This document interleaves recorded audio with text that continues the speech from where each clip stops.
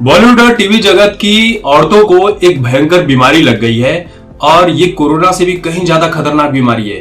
भयंकर बीमारी ये है कि जैसे ही ये प्रेग्नेंट होती हैं, ये अधनंगे होकर घूमने लगती है। हालांकि सभी को अपनी अपनी जिंदगी जीने का पूरा हक है, लेकिन ये हक नहीं है कि आप ऐसे टाइम पर भी इन चीजों को प्रमोट करो, क्योंकि आपको तो पैसे कमाने हैं अपनी तस्वीरें बेचकर।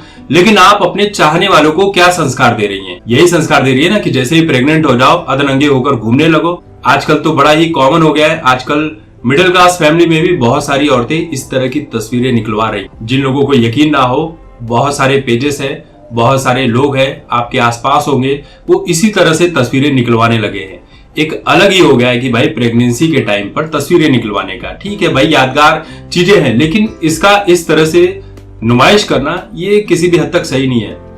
अब सोच लीजिए कि रामायण जो आई थी टीवी पर, उसके जितने भी कलाकार हैं आज तक वो उसी आचरण में जी रहे हैं, वही व्यवहार कर रहे हैं, अपने को कभी उन्होंने गंदी चीजों में डाला ही नहीं। लेकिन नए जमाने की जो रामायण आई है, इसमें जो माता सीता का किरदार कर रही थी देवीना बनर्जी, ये इस साल दूसरी बार प्रेग्नेंट हुई हैं। अप्रैल महीने में भी हुई थी एक बार प्रेग्नेंट और फिर से हो गई हैं। तो लोग ये पूछ रहे हैं कि साल में अचानक से 2 बार कैसे हो गई।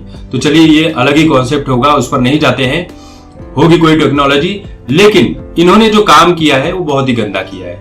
आप माता सीता का किरदार कर रही हैं और लोग यही बोल रहे हैं कि माता सीता का किरदार करने वाली औरत को इस तरह से गंदा बर्ताव नहीं करना चाहिए। इन्होंने भी प्रेगनेंसी की अधनंगी तस्वीरें, वीडियो अपने सोशल मीडिया साइट पर शेयर की है, जिसे देखकर लोग भड़क गए हैं। लोग यही बोल रहे हैं कि एक यूजर ने कमेंट किया कि इन मैडम को शर्म नहीं आती है कि इन्होंने माता सीता जी का रोल किया था। थोड़ा तो उनका ख्याल रखा होता, थोड़ी तो उनकी लाज रखी होती कि आपने माता सीता का किरदार किया है। किसी ने लिखा कि पैसों के आगे कुछ भी नहीं है, पैसे हैं तो सब कुछ है और पैसों के लिए ये लोग अधरंगी छोड़ो पूरे नंगे होकर घूम सकते हैं। और इन्होंने माता सीता के किरदार को बदनाम कर दिया है। किसी ने लिखा कि लानत है तुम पर, ये भारतीय कल्चर नहीं है। किसी ने लिखा कि ये तो प्रेगनेंसी में पैसे कमाने का नया तरीका हो गया, हर साल प्रेग्नेंट हो जाओ और तस्वीरें निकालकर पैसे कमा लो। किसी ने लगा कि ये क्या बदतमीजी निकाल रखी है लोगों ने, जैसे ही प्रेग्नेंट होती हैं वैसे ही नंगे होकर ये लोग तस्वीरें निकलवाती हैं सिर्फ पैसे के लिए। कहाँ गया इनका संस्कार? और एटलीस्ट देवीना को तो ये नहीं करना चाहिए था, क्योंकि उन्होंने माता सीता का किरदार किया है। किसी ने कहा कि हद है यार, मजाक बनाकर रख दिया इन्होंने हिंदू सभ्यताओं का, हिंदू संस्कारों का।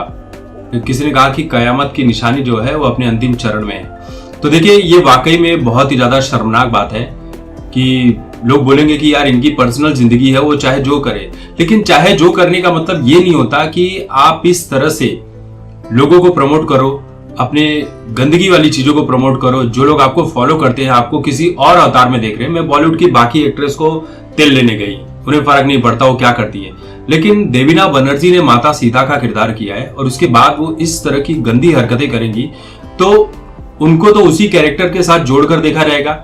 अभी आदि पुरुष का हाल क्यों बुरा हाल हुआ?